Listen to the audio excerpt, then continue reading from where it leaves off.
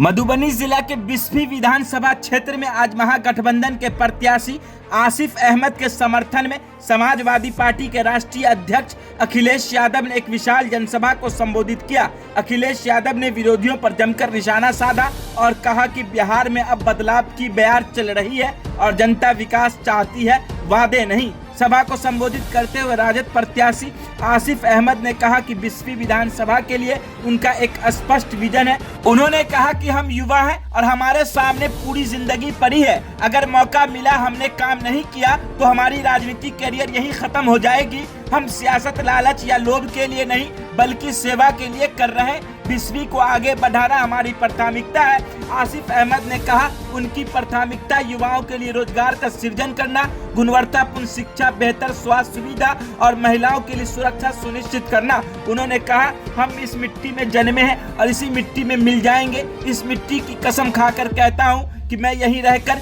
आपके बीच काम करूंगा। मुझे किसी चीज की जरूरत नहीं, बस जनता का साथ चाहिए। उन्होंने वर्तमान विधायक पर जबरदस्त हमला बोलते हुए कहा पिछले 5 वर्षों में बिस्फी को 5 साल पीछे धकेल दिया गया है। अब समय आ गया है कि बिस्फी विधानसभा क्षेत्र की खोई हुई गौरव को वापस लौटाया जाए।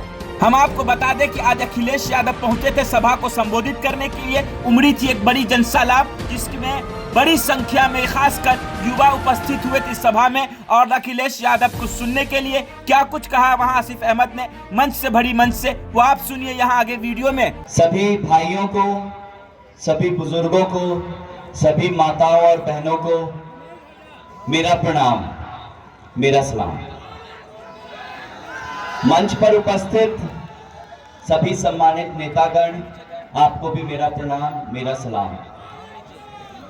बहुत देर से हम लोग अपने प्रिय नेता यूपी के पूर्व मुख्यमंत्री श्री अखिलेश यादव जी के इंतजार में यहां खड़े हैं। थोड़ी देरी हुई आने में, आप सब से माफी मांगेंगे कि बहुत देरी हुई, बहुत देर से आप लोग हैं। मुझे लग रहा है आप लोग थक भी गए होंगे, इसके लिए आप सबसे माफी चाहेंगे। और बहुत जल्द हमारे नेता हमारे बीच में होंगे। तो सबसे पहले आपका शुक्रिया अदा करें कि इतनी बड़ी संख्या में आप सब लोग हमें देखने आए। ये आपका प्यार दिखाता है, ये आपका समर्थन दिखाता है, ये आपका विश्वास दिखाता है। आप लोगों का यही प्यार और विश्वास है जिसने मुझे हिम्मत दिया कि इतने कठिन चुनाव में मैं अभी तक बिना थके, बिना रुके, सुबह से देर रात तक काम कर रहा हूं और आपके ही बीच हूं मैं। और बहुत प्यार मिल रहा है, बहुत समर्थन मिल रहा है। तो आपके बीच आपके हक की बात करें। विधायक या मुखिया या सांसद, ये जनता की सेवा करने के लिए पद बनाए गए हैं और ये इस पद पर बैठे हुए लोगों की जिम्मेदारी है कि आपकी सेवा करें, आपके सुख दुख पे खड़े हो, आपके गांव के, क्षेत्र के बच्चों के बेहतर भविष्य के लिए काम करें, अपनी बात रख दें। हम खुद पिछले 3 साल से आपके बीच में हैं, संघर्ष कर रहे हैं, गांव-गांव घूम रहे हैं, धूप में, गर्मी में, बारिश में, ठंडी में। तो बात ये समझ आई कि हमारा जो क्षेत्र है वो देश का सबसे पिछड़े क्षेत्रों में गिनती है हमारे देश की। आज हम और आप बहुत पिछड़े हैं, बहुत पीछे हैं। तो जरूरत है आज कि हम लोग नए सिरे से काम शुरू करें, नए अप्रोच के साथ काम करें। मैं युवाओं के बीच अक्सर बैठता हूं, अक्सर बातचीत होती है, तो सबसे पहला मुद्दा लोग मुझसे पूछते हैं आप किन किन चीजों पर काम करेंगे, क्या प्रॉब्लम है हमारे क्षेत्र में। तो भैया सबसे पिछड़ा इलाका है हर वो समस्या जो एक समाज में हो सकती है वो हमारे समाज में है।